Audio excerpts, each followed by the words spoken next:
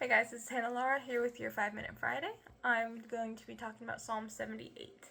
This is a pretty long psalm. It's got 72 verses, and so I can't read that aloud. It'll take longer than 5 minutes. So I broke it up into parts so you can read it on yourself and then come back, or just try and follow along. My parts are verses 1 through 11, 12 through 39, 40 through 64, and 65 through 72. I'm actually going to start with 12 through 39, and I will end with 1 through 11 because he kind of sets it up in such a way that the conclusion is actually at the beginning. So I'm going to go through the why, and then we'll get to what his whole point is and why he's talking about all this. So verses 12 through 33 talk about this cycle that Israel has. It's all about the Exodus and the wandering of the wilderness, and it's just a visual of Israel's never-ending cycle of God provides for them, they rebel, and God punishes.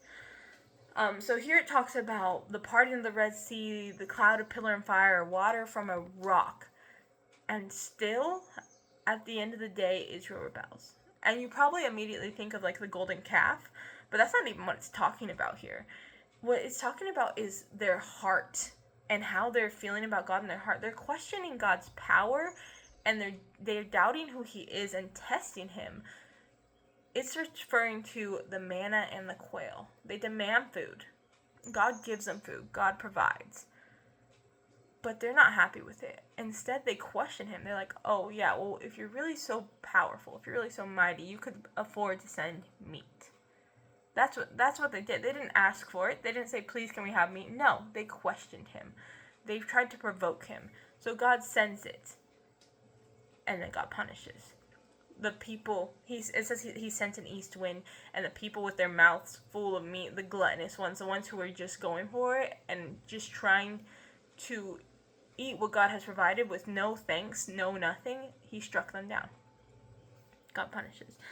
And then the same thing happens again. God provides the promised land. He offers it to them.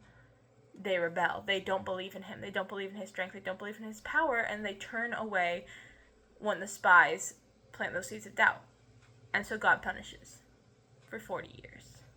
So over and over again, no matter what he does, we continue to fall away. This isn't just Israel. This is us too. He can send us food. He can be a light in the dark. He can part the seas. He can send the offering. He can spare our lives. He can do all these things. He can send down fire. He can even physically come down in the flesh. And yet, we turn away.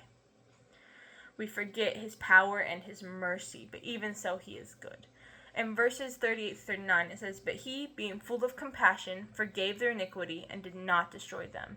Yes, many a time he turned his anger away and did not stir up all his wrath, for he remembered that they were but flesh, a breath that passes away and does not come again.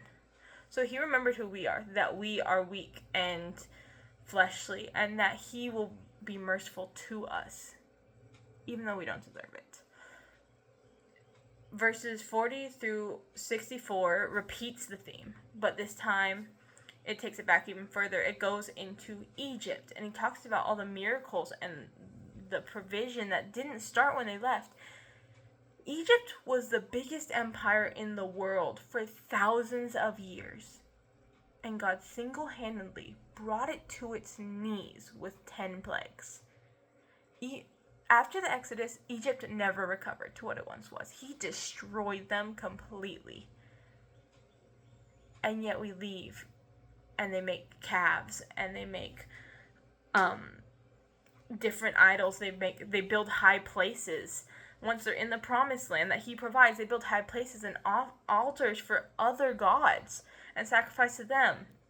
Rebelling big, which leads to big consequences, like the exile. But God is still good, because even though Israel rejects him, even though they turn away from him, he keeps those who still believe. The tribe of Judah, he keeps them close, and he blesses them. From them comes David, a lowly shepherd, made king, because those are the ones who were holding fast to God, so he held on to them.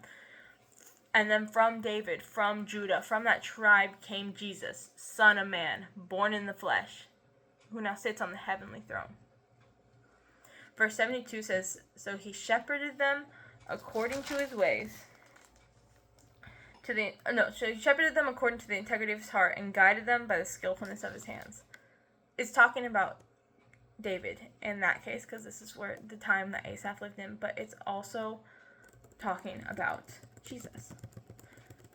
Okay, so what's the point of the chapter? Why are we talking about this cycle? What's the big thing? The point is not the rebelling. The point is the refusing to trust in God. Like I said, it's about the heart. They believed in God. They knew God existed. There's not a doubt in their minds that God exists, and yet they choose to turn on him, and they believe in other gods and using them, and they put limits and mock God's abilities. So that takes us to the beginning of the chapter.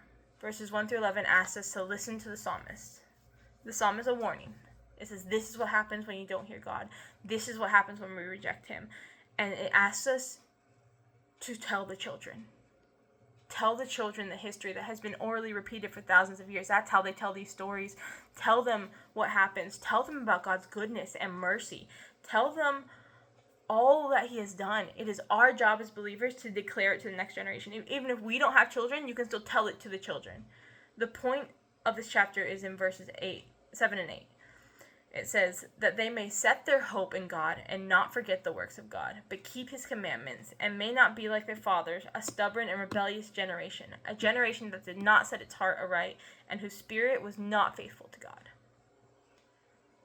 The point is to lead those younger than you, and even spiritually or physically, to lead those towards God, to remind each other and to praise God for all that he does. Don't just let him be something that is real, but acknowledge the place and power he has in your life and trust in him and spread the truth to others.